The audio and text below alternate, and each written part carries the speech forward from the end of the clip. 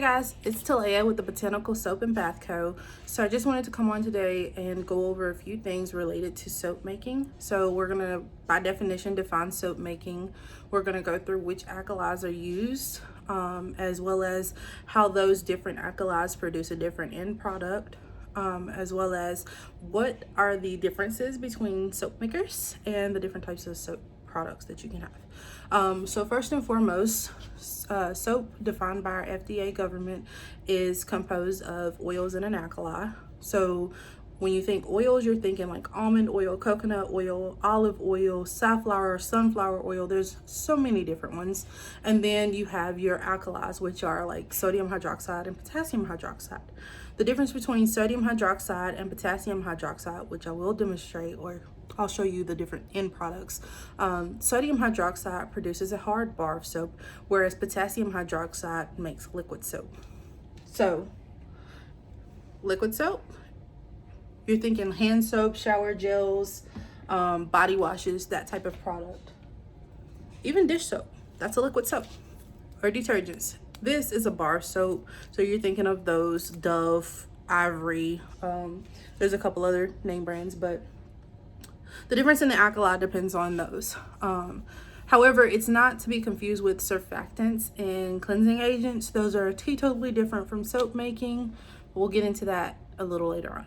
Okay, so we've gone through what a soap is, or how it's defined based on our government, the differences between the alkalis and the end product. So let's go over our soap makers. So there are a couple different types of soap makers. You have cold process, hot process, and then you have melt and pour. MP is melt and pour soap. That's usually where you go to some of your online stores. You can shop with them and buy pre-made bases, and you take those bases, you melt them down, and then you can add in essential oils or fragrances, whatever you desire, pigments, to transform that into the end product. So if you compare that to like baking a cake, think if you go to a baker and you ask them just for the cakes already made, and you're gonna take that home and then you're gonna ice it and add whatever toppings to it, that would be your melt and pour soap. Cold process soap is more like the mom and pop that are getting back there and they're, you know, getting the eggs and the vanilla and the, you know, flour, whatever else you need. They're making it from scratch. Those are your cold process or hot process soap makers.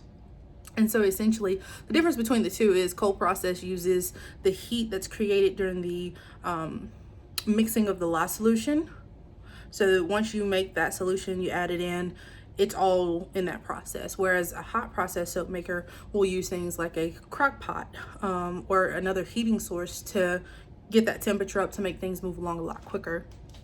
That's the difference between the two. I do both, or all three, however you want to define it. I just keep it simple: melt and pour and cold process. And the cold process just is like an umbrella to all of the other stuff. I prefer cold process soap making because I have more creative control, and I determine what goes into my product. I get to determine the qualities or whatever I'm looking for in that soap.